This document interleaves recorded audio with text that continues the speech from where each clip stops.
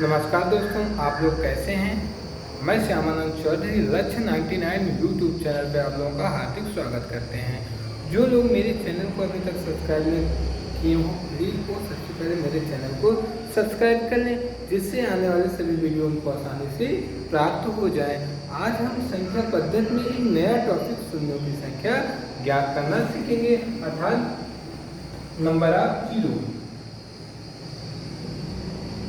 Number of zero और शून्यों की संख्या।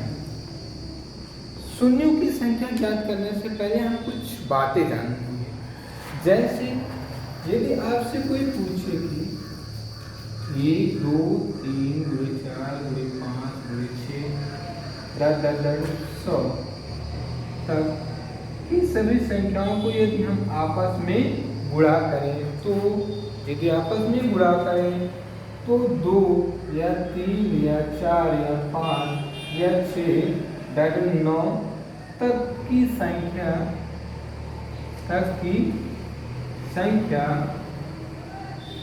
कितनी बार सम्मिलित है। कितनी बार सम्मिलित है, अर्थात यदि हम 1 से लेके 100 तक की सभी संख्याओं को आपस में गुणा करें तो 2 3 या 4 या 5 या 6 या 7 या 8 या 9 कितनी बार शामिल है, सबसे पहले हम ये जानेंगे। जैसे सबसे पहले हम क्या देखेंगे कि 2 कितनी बार शामिल है। जो भी संख्या जितनी बार शामिल होती हैं या क्रमागत संख्या में जितनी बार शामिल होती हैं, उस संख्या में इसी क्रमागत संख्याएं दी हों, यदि आपसे पूछा जाए कि 2 कितनी बार शामिल है, तो हम क्या करते हैं, उस संख्या के अंत वाली संख्या तो लास्ट वाली संख्या में हम उस संख्या से भाग देते हैं।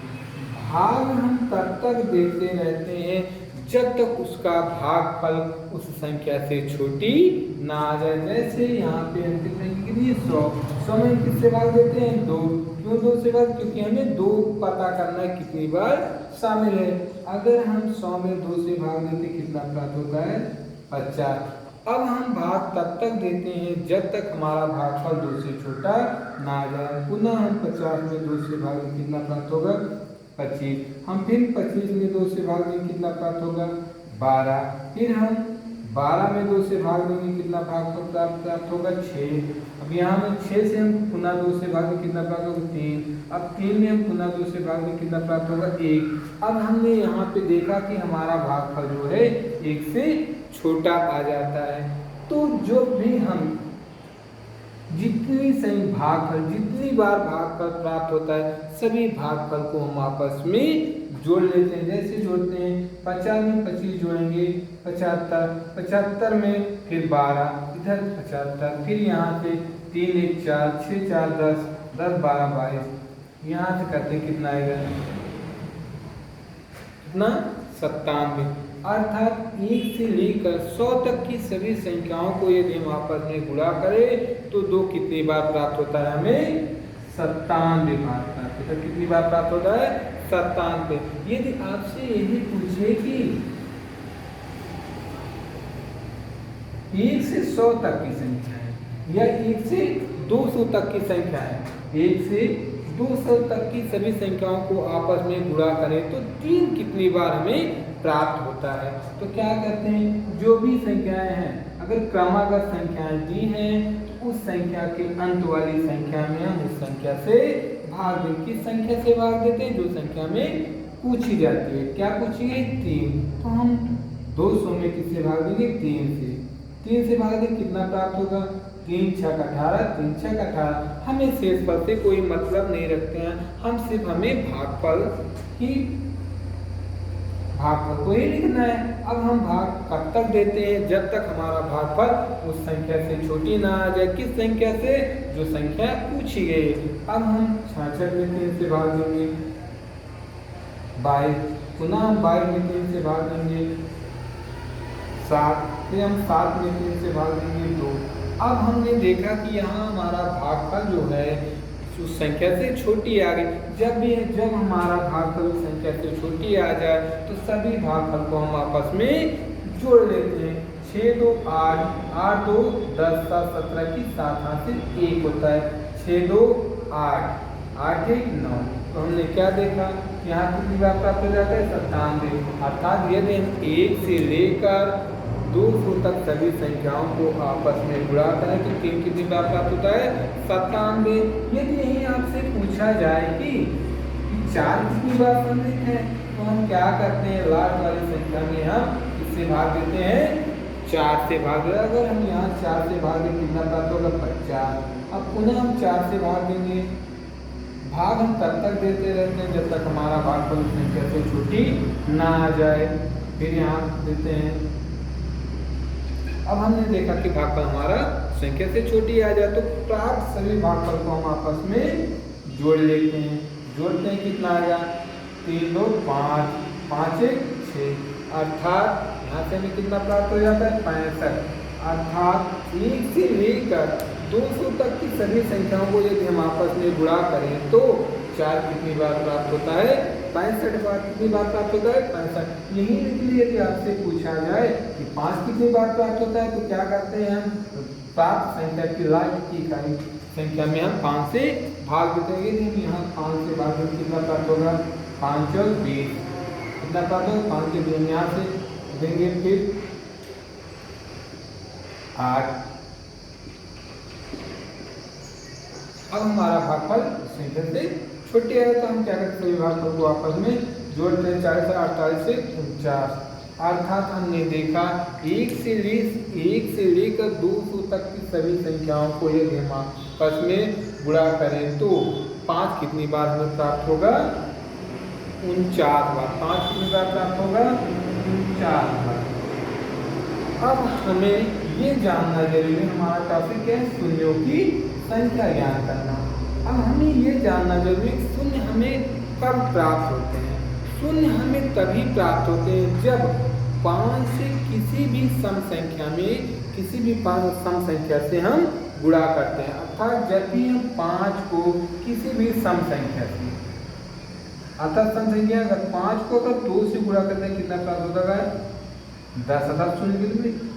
अगर हम 5 को 4 से गुणा करते हैं कितना 0। अगर 5 को हम 6 से गुणा करते हैं 30। 5 को 8 से गुणा करते हैं कितना प्राप्त होता है। तो हमने क्या देखा, यदि 5 को किसी भी सम संख्या से गुणा करते हैं, किसी भी सम संख्या से गुणा करते हैं, 5 जितनी बार सम्मिलित होता है 5 तथा वह सम संख्या जितनी बार तथा सबसे छोटी सम संख्या 2 जितनी बार सम्मिलित होता है शून्यों की संख्या उतनी ही प्राप्त होती है। अर्थात 5 और 2 के जितने जोड़े प्राप्त होते हैं उतने ही शून्यों की संख्या प्राप्त होती है। जैसे यदि आपसे यही पूछा जाए कि 1 से लेकर 200 तक की सभी संख्याओं को यदि आपस में हम गुणा करें तो शून्य कितनी बार शून्य प्राप्त होगा, तो शून्यों की संख्या कितनी होगी। तो हम क्या करते हैं, जब भी इस प्रकार के क्वेश्चन दिए हो तो हमें सबसे पहले ज्ञात करना होता है 5 कितनी बार सम्मिलित है। 5 सबसे पहले 2 देखते हैं, फिर उसके बाद 5 देखते हैं कितनी बार सम्मिलित। हम यहाँ पे देखते हैं 2 कितनी बार सम्मिलित है। अगर 2 से भाग देते हैं, 200 में 2 से भाग देंगे 100, फिर 2 से भाग देंगे 50, फिर 2 से भाग देंगे 25, फिर 2 से भाग देंगे 12, पुनः हम 2 से भाग देते हैं 6, पुनः हम अगर 2 से भाग देंगे 3। हम भाग तब तक देते हैं जब तक हमारा भागफल संख्या से छोटी ना आ जाए। अब हम इन सभी भागफल को आपस में जोड़ लेते हैं। अब जोड़ते हैं 3 1 4 10, 3 1 4 6 4 10, 10 में 2 जोड़ेंगे 12, 12 5 17, 17 की 7 हासिल 1। अब यहाँ से आएगा 1 2 1 3, 3 5 3 8 1 9, यहाँ से 1। अर्थात 2 कितनी बार सम्मिलित है 197। 2 तो हमें मिल गया। अब हम ढूंढते हैं 5 कितनी बार सम्मिलित है। तो हम क्या करते हैं, 5 ढूंढने के लिए क्या करते हैं, उस संख्या में हम 5 से भाग देते हैं। 5 से भाग देते हैं कितनी बार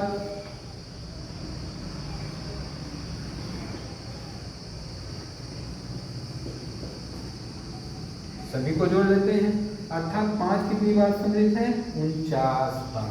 5 कितनी बार सम्मिलित है? 49 बार। अब हमें यहाँ ये ध्यान देना है कि हमने यही बताया 5 और 2 के जितने जोड़े प्राप्त होते हैं हमें शून्यों की संख्या उतनी ही प्राप्त होती है। हमें यहाँ 5 और 2 के कितने जोड़े प्राप्त होंगे? 49, क्योंकि 5 कितनी बार सम्मिलित है? 49 बार, लेकिन 2 कितनी बार सम्मिलित है? 197 बार। इसलिए हमें 5 और 2 के कितने जोड़े मिलेंगे? 49। तो हमें शून्यों की संख्या कितनी प्राप्त हो जाती है?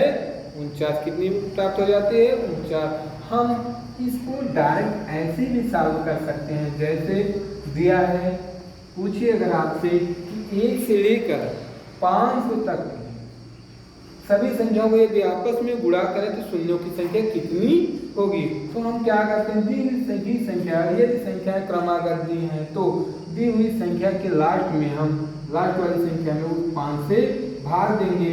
भाग तब तक देते हैं जब तक भागफल हमारा 5 से छोटा ना आ जाए। अगर हम भाग दें कितना प्राप्त? 100। अगर हम 100 में 5 से भाग देते हैं कितना प्राप्त होता है? 200। यहाँ से 20, फिर 20 में अगर हम 5 से भाग दें कितना प्राप्त होता है? 4। अब हमारे यहाँ पे भागफल जो है 5 से छोटा आ जाता है, तो हम क्या करते हैं, दिए हुए सभी भागफल को आपस में जोड़ लेते हैं। कितना प्राप्त हो जाता है? 124। अर्थात शून्य की संख्या कितनी प्राप्त हो जाएगी? कितनी बार शून्य आएंगे? 124 बार। अर्थात यदि हम 1 से लेकर 500 तक सभी संख्याओं को आपस में गुणा कर लेते हैं तो अंत में हमें 124 बार शून्य प्राप्त होता है। कितनी बार शून्य प्राप्त होता है? 124 बार। यदि यही आपसे पूछे कि 1 से लेकर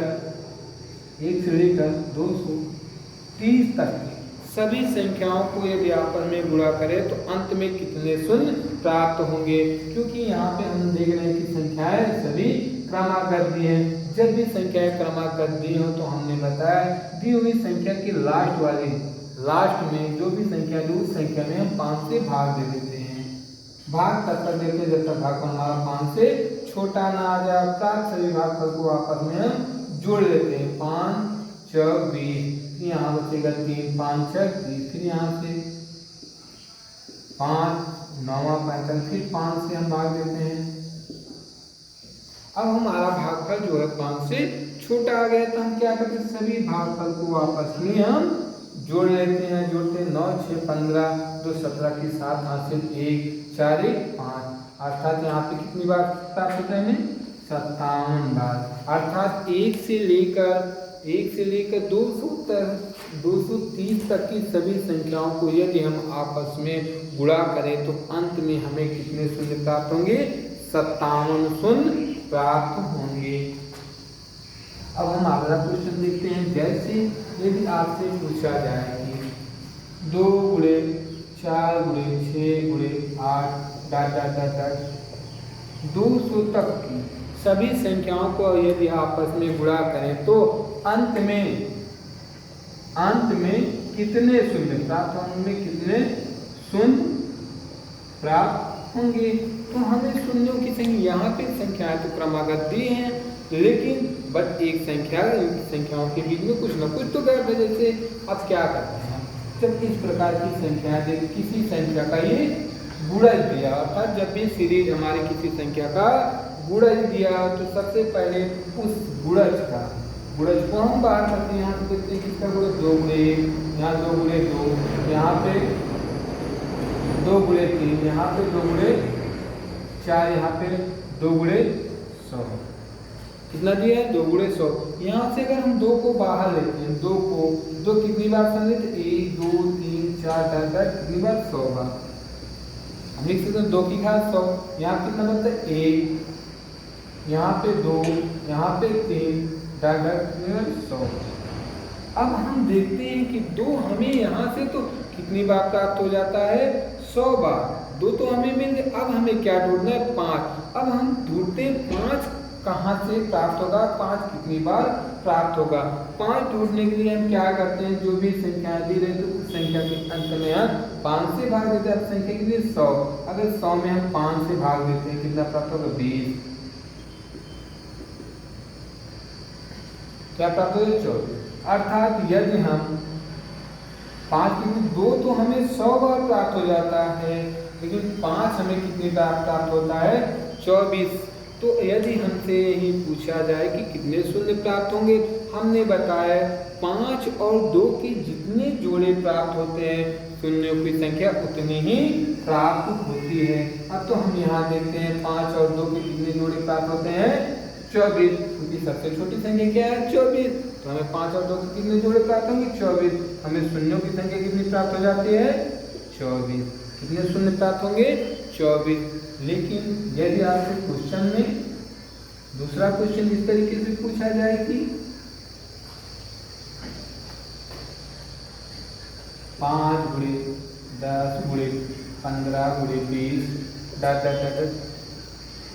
1000 को यदि आपस में गुणा किया जाए तो अंत में कितने शून्य प्राप्त होंगे। तो हम क्या करते हैं, हम यहाँ पे देखते हैं जो हमारी सीरीज दी हुई 5 के गुणज के रूप में दी हुई है। तो हम क्या करते हैं, सबसे पहले उस गुणज को हम बाहर निकालते हैं।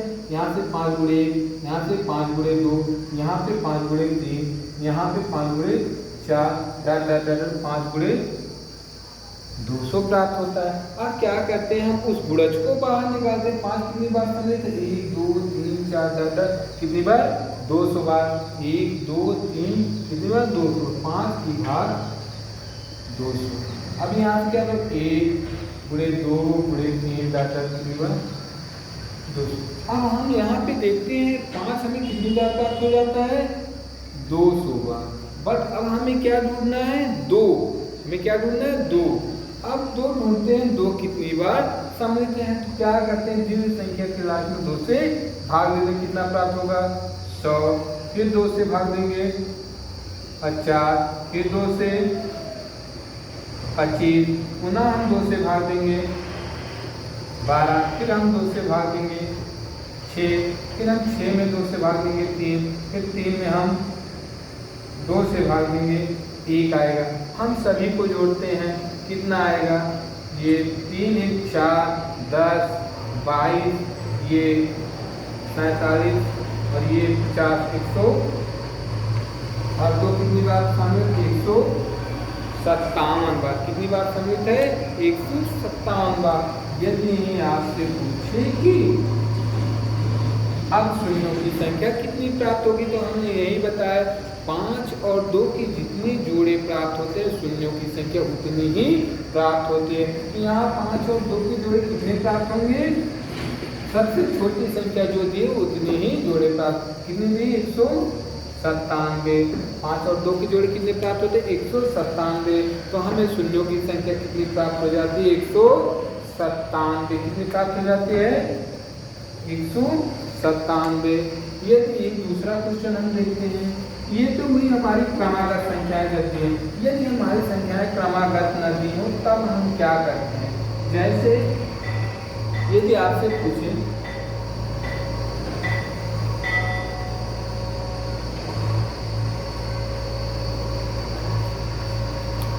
में शून्य यदि को हम यदि आपस में गुणा करें तो शून्य कितने अंत में कितने शून्य प्राप्त होंगे। तो हमने बताया हमें कुछ नहीं ढूंढना है, सिर्फ 5 और 2 के जोड़े ढूंढने। सबसे पहले 5 ढूंढते हैं कितनी बार प्राप्त होगा। 5 कहाँ से प्राप्त, क्या इस संख्या में प्राप्त होगा नहीं, ये संख्या क्या दी है सम। यहाँ से कितना दिए 2, यहाँ से 5 प्राप्त होगा देखते हैं नहीं प्राप्त होगा। अब यहाँ से ढूंढते हैं 5 प्राप्त होगा नहीं, अब यहाँ से 5 प्राप्त होगा देखते हैं 5 कम 5 कितनी बार 5 1, यहाँ से कितनी हो ये 2 50 25 5 कम। अब क्या 5 प्राप्त होगा नहीं, अर्थात हमें 5 यहाँ कितनी बार प्राप्त हो जाता है, यहाँ से 5 कम 5 50 25 5 कम 1 5 प्राप्त हो जाता है। यहाँ से क्या 5 प्राप्त होगा नहीं, क्योंकि संख्या क्या दी है विषम। जब भी संख्या विषम दी होती है, जब भी संख्या विषम दी होती है हमें वहाँ से कोई भी सम संख्या प्राप्त नहीं हो जाता। यहाँ से हम 5 नहीं प्राप्त कर सकते, ना तो सम संख्या प्राप्त कर सकते। अब यहाँ से देखते हैं क्या 5 प्राप्त होगा, चेक करते हैं क्या 5 से कटेगा नहीं, 2 से 2 दूना 1 2 6, हमें यहाँ से भी 5 नहीं प्राप्त होगा। तो हमें दूसरा कुछ करने की जरूरत नहीं है। जब भी हमें किसी भी गुणज में हमें गुणज में गुणनफल में शून्यों की संख्या ज्ञात करनी हो तो हमें 5 और 2 ढूंढना पड़ता है। तो जितनी बार 5 और 2 के जोड़े प्राप्त होते हैं उतने ही शून्यों की संख्या प्राप्त होती है। यहाँ से 5 कितनी बार सम्मिलित मिल जा रहा है 1। अब 2 कितनी बार सम्मिलित है 2 से हमें मतलब है 2 कितनी बार, यहाँ से 2 तो एक बार मिल ही जा रहा है। 2 दूना 4, 2 एक कम 2, 2 छन 12। तो 2 फिर 2 से 2 तो कई बार सम्मिलित है, 2 से अधिक बार सम्मिलित है। तो हमने यही बताया 5 और 2 के जितने जोड़े प्राप्त होते हैं शून्यों की संख्या उतनी ही प्राप्त होती है। यहाँ से 5 और शून्यों की संख्या कितनी प्राप्त हो जाएगी 1। क्योंकि 5 और 2 के कितने जोड़े प्राप्त होते हैं 1। हम दूसरा क्वेश्चन देखते हैं। जैसे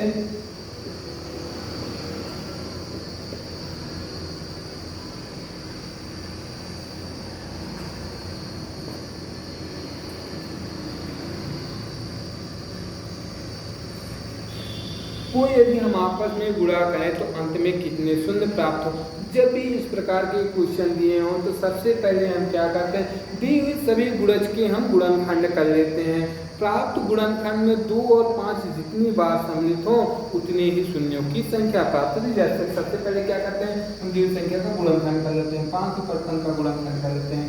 किससे कटेगा 5 से, अब किससे कटेगा, किससे सब संख्या से कटेगा, फिर 3 कटेगा, 3 आए 9, 2 बचेगा, 3 7 21 किससे कटेगा 37 से। अब यहाँ से भी हम गुणनखंड कर लेते हैं 2 5, यहाँ से फिर 5 से, फिर यहाँ 11 से, फिर हम यहाँ से 300। अब यहाँ किससे कटेगा 5 से, 5 7 35, 3 बचता है, 5 36, 3 5 7 35, किसी भी नहीं कटेगा 7 7 डायरेक्ट काटते हैं यहाँ से। अब 128, 2 64, 2 32, 2 16, 2 8, 2 4, 2 2 2 2, यहाँ से 625, 5 से 50, 25 50, 5 से 5 गुना 10 50 25, फिर 5 गुना 10 50 25, फिर 5 से, फिर 5 से। तो हमने सबसे पहले हम क्या करते हैं गुणनखंड कर लेते हैं। गुणनखंड करने के पश्चात 5 और 2 के जितने जोड़े प्राप्त होते हैं उतने ही शून्यों की संख्या प्राप्त होती है। अब यहाँ देखते हैं 5 कितनी बार सम्मिलित है, यहाँ से 1 2 3 4 5 6 7, 5 कितनी बार सम्मिलित है 7 बार। अब क्या ढूंढते हैं 2 कितनी बार सम्मिलित है, यहाँ कहते हैं 1 2 3 4 5 6 7 8, 2 कितनी बार सम्मिलित है 8। अब हमें 5 और 5 कितनी बार सम्मिलित है 7 बार, 2 कितनी बार सम्मिलित है 8 बार। अब हम कितने जोड़े बन गए 5 और 2 के, जो सबसे छोटी संख्या है, सबसे छोटी संख्या कितनी है 7। 5 और 2 के कितने जोड़े प्राप्त होंगे 7। तो हमें शून्यों की संख्या कितनी प्राप्त हो जाएगी 7। कितनी प्राप्त हो जाएगी 7। तो हमने देखा कि शून्यों की संख्या निकालना। अब हम देखते हैं आगे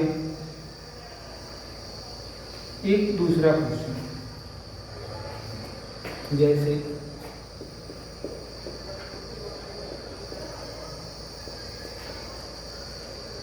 कोई यदि हम आपस में गुणा करें तो अंत में कितने शून्य प्राप्त होंगे। तो हमने यही बताया जब इस प्रकार के क्वेश्चन दिए हो, अगर आपसे शून्यों के अंत में शून्यों की संख्या पूछे तो हम क्या करते हैं, दिए सभी गुणज के सबसे पहले गुणनखंड कर लेते हैं।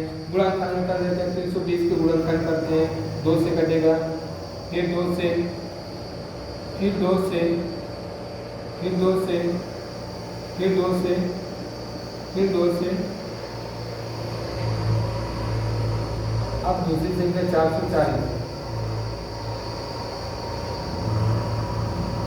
2 से 22, फिर 2 से, फिर 2 से, फिर 5 से, फिर 11 से, फिर 310, 2 से, 2 एकम 2, 2 पंचे 10, 2 पंचे 10।